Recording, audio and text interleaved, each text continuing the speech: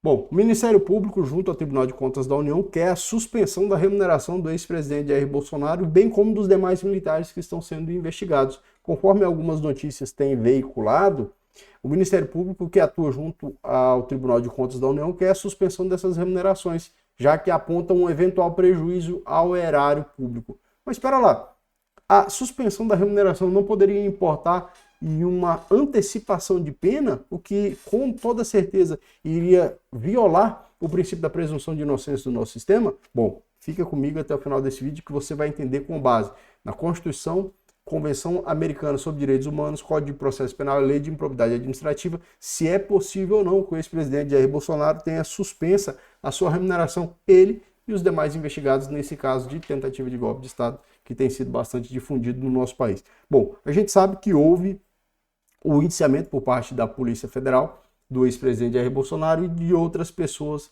que atuavam junto ao governo do ex-presidente, beleza? Sobre a suposta tentativa de golpe. Aí o que acontece? Houveram algumas notícias, e eu estou, por exemplo, aqui no Carta Capital, abri aqui também a Revista Oeste, aqui também no Correio Brasilense, eles trazem essa informação.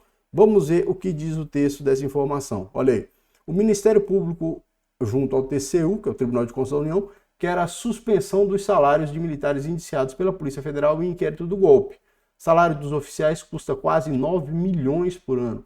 A ação pede também o bloqueio de 56 milhões em bens. Vamos lá.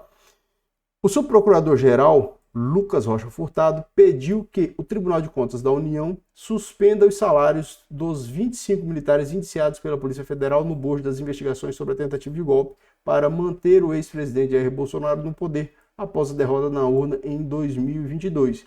A representação foi encaminhada à presidência da Corte nesta sexta-feira, dia seguinte à conclusão do inquérito. O relatório da Polícia Federal está nas mãos do ministro do Supremo Tribunal Federal, Alexandre de Moraes, relator do caso no Supremo Tribunal Federal.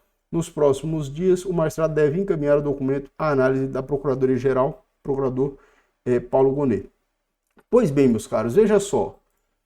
O Ministério Público, então, quer a suspensão das remunerações dos salários do ex-presidente e dos demais militares que foram indiciados.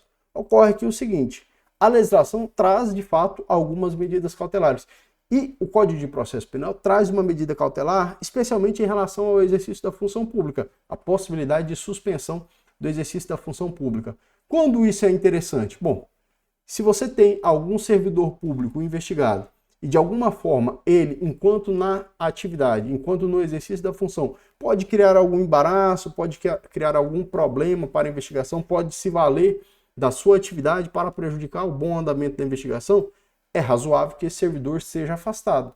Isso é razoável e até recomendado, principalmente quando um servidor exerce uma atividade na área da segurança pública ou principalmente na área militar, como esse inquérito tem por objeto uma tentativa de golpe de Estado que seria praticado por militares no exercício da função. Então é razoável que sejam afastados das funções. Agora, a suspensão da remuneração não encontra supedâneo na legislação e, com toda certeza, importaria uma antecipação de pena, na medida em que todos são presumidamente inocentes e não podemos partir do contrário, não se pode partir do pressuposto de que são culpados. Na verdade, são presumidamente inocentes. E aqui eu quero fazer um adendo com você. Por isso, eu, com toda certeza, não sou favorável, sou contra, na verdade, as manifestações no sentido de dizer bandido bom é bandido morto. Quando você fala bandido bom é bandido morto, você antecipa uma culpa em relação àquela pessoa que você supõe que é bandido, né? Mas nós sabemos que, Brasil afora, muitas pessoas inocentes são presas. E quando você antecipa, então, a culpa, dizendo que o bandido bom é bandido morto, porque ele foi preso ele deveria ser morto, bom, você está antecipando que aquele indivíduo é culpado sem antes que ele tenha recebido um processo, sido submetido a um processo legal, sem antes que ele tenha tido contraditório, ampla defesa. Portanto, é uma coisa que viola o próprio fundamento constitucional a respeito da presunção de inocência de uma pessoa.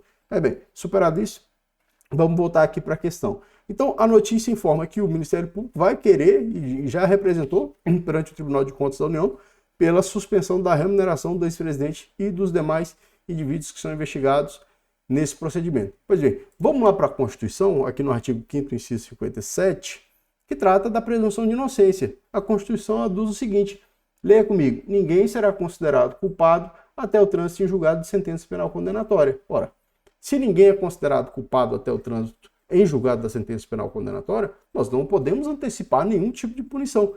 Daí que a prisão preventiva, como a medida que é mais constritiva de direitos, a medida cautelar, ela é a exceção da exceção. O Código traz uma relação de várias outras medidas cautelares de natureza pessoal, como a gente vê aí no artigo 319 do Código de Processo Penal, e essas medidas cautelares devem ser empregadas antes de uma eventual prisão preventiva. Então, a prisão preventiva é somente naqueles casos em que não haja possibilidade de outra medida resolver a questão. Por exemplo, a tornozeleira eletrônica.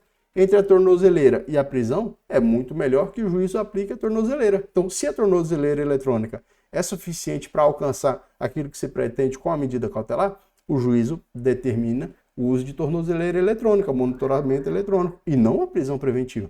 Beleza? Então, em se tratando da sistemática processual, a prisão preventiva é mais gravosa e antes dela tem as medidas cautelares diversas. Por exemplo, essa de suspender o exercício da atividade profissional, suspensão do exercício da função pública, né? Então, suspender o exercício da função pública não vai violar a Constituição nem a Convenção Americana sobre Direitos Humanos, que está aberta na tela aí agora, e diz o seguinte: toda pessoa acusada de delito tem direito a que se presuma sua inocência, enquanto não se comprove legalmente a sua culpa. Se são presumidamente inocentes, você não pode antecipar de forma nenhuma o resultado do processo, mediante, por exemplo, a suspensão de pagamento que importaria em uma verdadeira pena. O que acontece de novidade? A lei de improbidade administrativa, que é essa que eu abri aí para vocês, lá no artigo 20, parágrafo 1º, teve a inclusão de uma disposição que trata a respeito da suspensão do exercício da atividade profissional, também se tratando dos atos de improbidade administrativa. Mas traz uma observação muito significativa e se aplica nesse caso. Talvez não diretamente, já que é uma legislação diversa da processual penal, mas ela traz a ideia do legislador. O que o legislador pretendia? Cumprindo a Constituição, que não se antecipasse pena. Olha o que diz o parágrafo 1º aí na tela. Ó. A autoridade judicial competente poderá determinar o afastamento do agente público do exercício do cargo, do emprego ou da função. Aí vem a detalhe: sem prejuízo da remuneração, quando a medida for necessária à instrução processual ou para evitar a iminente prática de novos ilícitos. Então, na lei de improbidade administrativa, o legislador inseriu em 2021 a possibilidade de suspensão do exercício da função, porém sem prejuízo da remuneração. Sem prejuízo da remuneração, o que nos traz uma ideia clara de que não se pode antecipar nenhum tipo de pena. Se não se pode antecipar nenhum tipo de pena, não se pode, então, cautelarmente suspender a remuneração do indivíduo, porque isso importaria um prejuízo para ele e para sua família. Agora, é claro, uma apreensão cautelar dos bens, como a gente observou ali, que o Ministério Público do Tribunal de Contas quer a apreensão. Aqui, ó, o representante do Ministério Público ainda solicitou bloqueio 56 milhões de reais em bens. Bom, a apreensão, o bloqueio, aí é possível, porque aí é uma medida cautelar de bloqueio de bens que não vai importar em prejuízo. Claro, se o indivíduo tem só uma residência, o juiz não vai determinar que ele saia da residência dele, ele vai continuar na residência dele. Mas se há alguns outros bens que visam guarnecer um eventual ressarcimento, uma eventual indenização, uma eventual reparação dos danos que foram causados, aí como medida cautelar, a apreensão de bens, né, bloqueio de bens e valores que estejam em uma conta é razoável, beleza? Só não me parece que conforme a legislação, e eu mostrei para você aqui, como eu sempre faço, mostrei a Constituição, mostrei a Convenção, mostrei o Código de Processo Penal, não nos parece que diante do sistema jurídico seja possível a suspensão da remuneração de uma pessoa que está sendo investigada ou processada, porque importaria uma antecipação de culpa, tá bom? Deixe seu like, se inscreva no canal e a gente se vê em outro vídeo. Valeu!